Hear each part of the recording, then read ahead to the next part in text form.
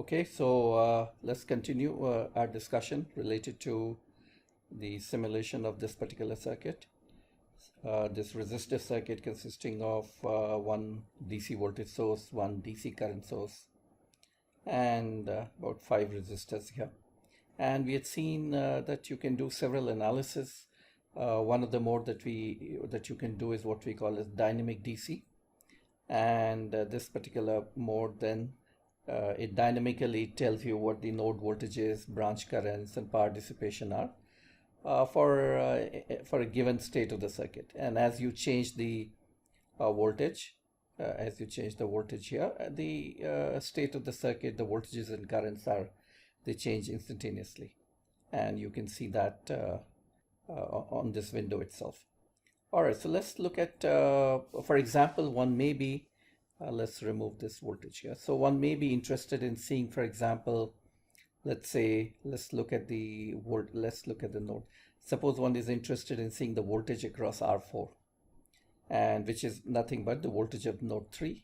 So one wants to see how the voltage across this particular resistor changes as I sweep VCC from, let's say, 0 to 12 volt.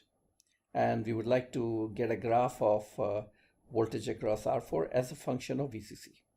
So in that case, what we can do is, let's exit this dynamic DC analysis. We can do what is called DC analysis here. So let's do that. So let's do DC. So when you do that, you get this particular window. And the first thing that you have to decide is which variable or which voltage you're going to sweep here. So the options that we have are, we can sweep temperature, different values of resistors, the voltages and all that are there here. So let's sweep the voltage here, VCC.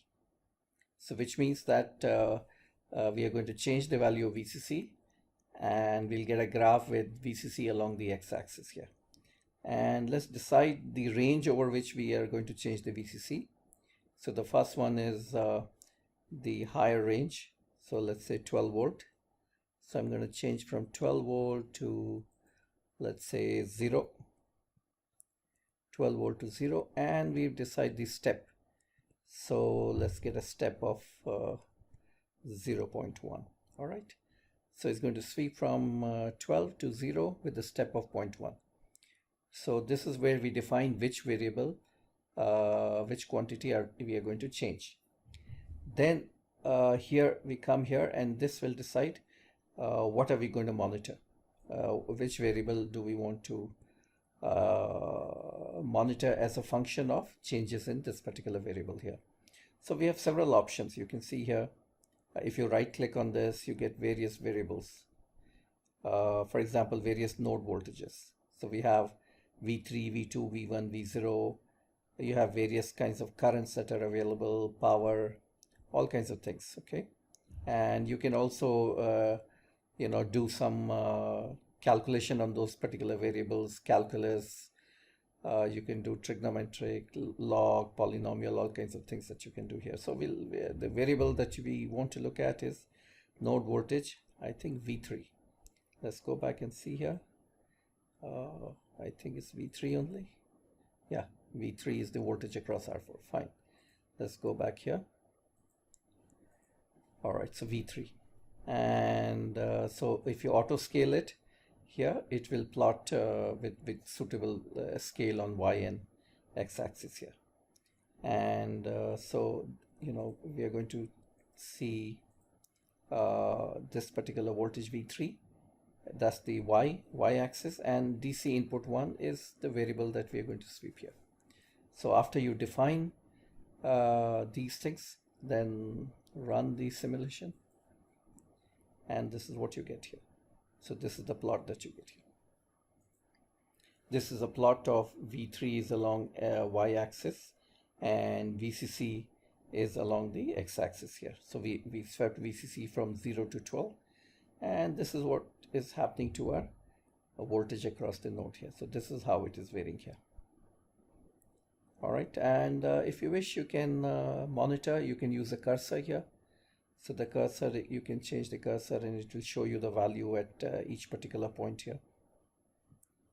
Right, you can see the cursor. So you have a left cursor and you have a right cursor here. So you can put the right cursor here.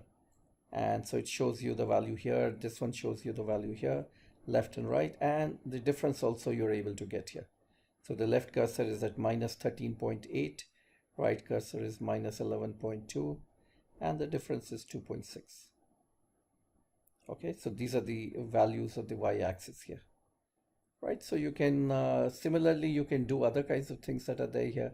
Instead of sweeping VCC, for example, we could have swept, let's say, R1. We could have swept R1, and let's say we are sweeping R1 from 10K to 1K and step size of 1K. And we could plot, instead of V3, we could plot, let's say, some current here. Variables, let's see, some current, device current, let's plot IR4. Okay, and let's do that and run the simulation. So this is how the current changes as we change R1. Right, so so by using this DC analysis, you can look at the change in any of the circuit variables, current, voltages, power, as a function of any of the parameters. It could be any of the component values, it could be a DC voltage or a current. You can look at how one variable changes with respect to the other, right? So that's DC analysis here. Okay, so this is the DC analysis that we just did here. Let's do the transient analysis. So for transient analysis, it will be meaningful only if we have some time varying element. So let's take the DC voltage out here. All right, so let's take the DC voltage out here, and let's connect a sinusoidal source here. So let me go to component, or we could take it from here, sinusoid source here. So let's connect a sinusoid source here. All right. Okay, so when we connect here, there are different kinds of sinusoid sources. So let me put general. This is the amplitude of the sinusoid, so 1 volt is fine. You could change it. This is the frequency here. Note that I'm 10 meg, so let me put a frequency of 1 kilohertz. And you know, this is a voltage source, so it's you know, there's some resistances that are there here, series resistance. Let's put everything equal to 0 here. All right, so amplitude of 1 and frequency of 1 kilohertz. So we've defined a sinusoid source. Let's call this Vs. All right, so this is our sinusoidal source. And let's look at, let's say, the current through R4. Or let's look at the voltage across R4, which is V3, okay? And V3 here, so we'll do transient analysis. So let's press transient here. So we get this window here. And the first thing is we have to define the range over which you're doing the transient analysis, the maximum runtime. So since we applied 1 kilohertz, so let's run it for 4 milliseconds. Will give us 4 sinusoidal cycles here. And this operating point auto scale is fine. And we would like to see the voltage. Let's see the voltage. Which one was the voltage? V3 is the output voltage here, V3, and the input voltage is the sinusoidal source is V2. So let's look at, well, let's press limits again. So V3 and V2. So V3 is here, and let's, transient limits, V3 and V2, both of them are there. And let's look at, all right, so let's run the simulation and see. Okay. So the upper one is V3 here. This is the input that we applied here, and this is the so the upper one is V2, the input that we applied here, and the lower one is the V3 here. Okay, and V3 naturally has some DC part there. If you look at the circuit here, V3 will have some DC part here because of this DC current source and some AC coming in from here. All right, so that's why you're seeing this kind of a behavior. And if the same scale is not appropriate for both the waveforms, this is like the scope here, so you can change the scale here. So for example, it says same Y scale for each plot group. So if I remove it and let's say run it again, so note that it is plotting it on different scale here. For V3 in blue, the scale is different, and for V2 the scale is different. So you may want to do that if you want to see sometimes things properly here. Let me focus on, let me go back to transient. So if you want to change something, go back to limits, transient limits, and let me just look at V3, okay? Or let me just look at the input first, V2, all right? So I can remove this from my display here, right? So it shows me here. Now, one of the things that you notice here is that the sinusoid doesn't look like a very good sinusoid. This is the input that I'm applying. Now, whenever you're doing transient analysis, the simulator will do the calculation at certain discrete time intervals. And by default, it chooses certain time intervals. And if you're not too happy with it, if you look at the waveform and you're seeing that it doesn't look like a very good sinusoid, so you can make some changes. And one of the changes that you can do is, you can change what is called as the maximum time step. So your time step will not, the step at which the simulator will evaluate the different waveforms, that's called the time step. The time step will not exceed this particular value. So for example, right now, some default value. 0 doesn't mean that time step is 0. It's just some default value. So it's taking some internally some default value and ignoring this particular part. So let me put here as 0.1 millisecond for a moment and run it again. Well, still doesn't look that good. So let's go back again, transient. Let's go back to limits. Let's put 0.01 here, milli here.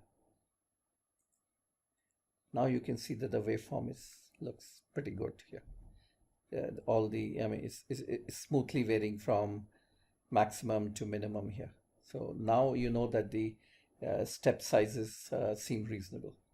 And unnecessarily, you should not use a very small step size because after a point, you're just making it more computationally intensive without getting any improvement in accuracy here, right? So sometimes you'll have to adjust the maximum time step. If you want to see a lesser number of cycles, you can put 2 millisecond here. So you get 2 cycles here. If you want a larger number, you can adjust the time over which you're carrying out the simulation here. So this is more number of cycles that you're seeing here, right? And so that's, and there's something called periodic steady state. So even when you, this is something that we had studied in ESC201 theory part here, that when you apply a sinusoidal signal, initially there may be some transients, and then the circuit settles down into a steady state. Now this is a purely resistive circuit, so it's not going to make any difference here if we put periodic steady state, it stays the same. But if we had some capacitances and all that, then initially, the capacitances take some time to settle into their, normal waveform. And so if you want to ignore that particular part, then you do the periodic steady state. Otherwise, if you want to see the exact time variation of any waveform, then you ignore this particular periodic steady state. And it will assume that the sinusoid has been switched on at time t equal to 0, and then tell what the circuit is, how the circuit behaves. Okay. So this is input. We can go back and see the output here. So you enable the output here, and you can disable the input here if you want. All right, so this shows the output here. So the output has a DC part and a sinusoidal part here. And so you can do transient simulation. And of course, you can do lots of things here. You could, for example, we could have also done V3 minus V2, let's say. You can do all of this. You can plot here V3 minus V2 here.